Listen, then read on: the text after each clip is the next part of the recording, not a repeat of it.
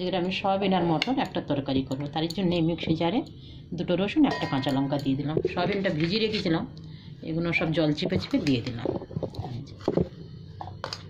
কেন মটর আমার অল্প তো, তাই এখানে আমি ধনে পাতা দিয়ে দিলাম, সাথে এই মটরগুলো দিয়ে দিলাম।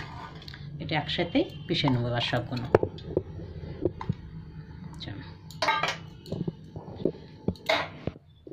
এখানে আমার বাটা হয়ে গেছে মটর আর সয়াবিন। এবার আমি 2 চামচ বেসন দিয়ে দিলাম, বেশি দেবো নি, তাহলে বেসন বেসন হবে। এবার একটা কাঁচা লঙ্কা কুচি দিয়ে দিচ্ছে। এখানে গরম মশলা একটু দিয়ে দিলাম, আর এখানে একটু ভাজা জিরে দিচ্ছি। আমি জিরে ভেজে রেখে দিই। এখানে একটু নুনও দিয়ে দিলাম, আর একটু কাশ্মীরি লঙ্কার গুঁড়ো দেবো।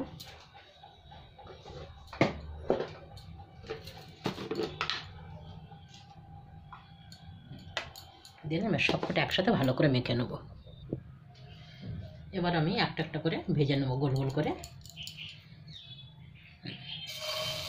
অল্প তেল দিয়েছি ফ্রাই প্যানে, একটু গরমও হয়ে গেছে। অল্প তেলে ধিমি আছে ভেজে নেব। এরকম লাল লাল করে আমি সবকটা ভেজে নেব,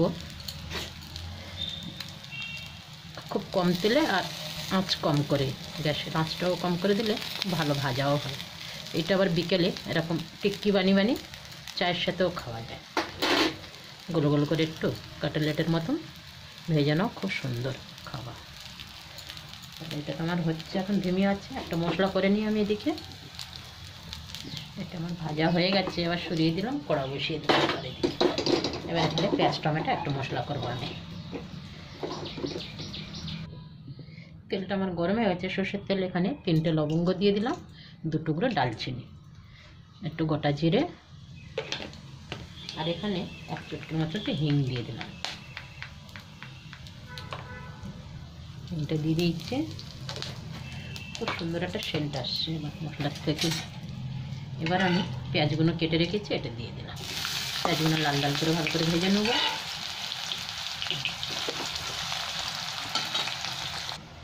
এখানে পেঁয়াজটা আমার খুব ভালো ভাজা হয়ে গেছে। এর মধ্যে এবার আমি একে একটু মশলাগুলো দিয়ে দেবো। এখানে দিয়ে দিলাম আদা বাটা, এবার দিয়ে দেবো কাশ্মীরি লঙ্কার গুঁড়ো 1 চামচ। এখানে দিয়ে দিচ্ছি লাল লঙ্কার গুঁড়ো 1 চামচ দিয়ে দিলাম, 1.5 চামচের মতো। এখানে হলুদ পাউডার, এখানে একটু জিরে পাউডার, আর এখানে ধনে পাউডার একটু দিলাম। এটাকে একটু জল দিয়ে ভেজে নেবো মশলাটা।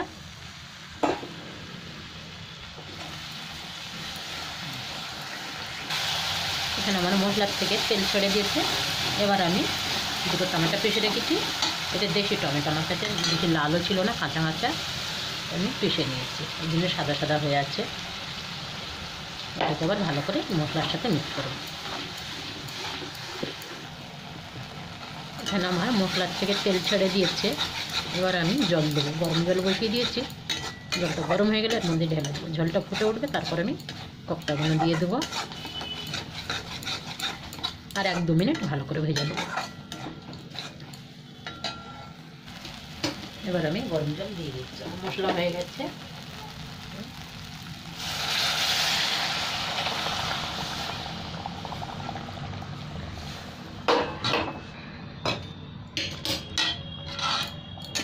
ঝোলটা খুব ভালো করে ফুটবে, তারপর আমি কোপ্তাগুলো তুলে দেবো। এখানে ঝোল আমার খুব ভালো ফুটে গেছে। এবার আমি দিয়ে দিলাম কোপ্তাগুলো সব তুলে।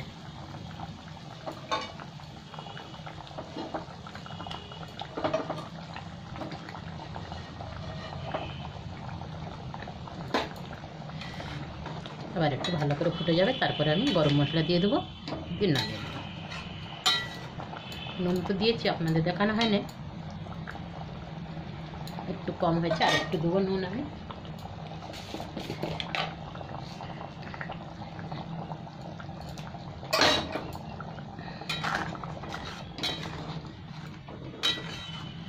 এবার একটু ঢাকা দেবো।